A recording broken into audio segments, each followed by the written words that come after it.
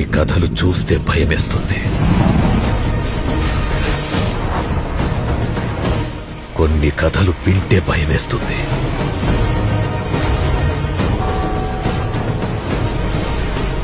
అయితే ఈ కథని తలుచుకుంటేనే భయమేస్తుంది.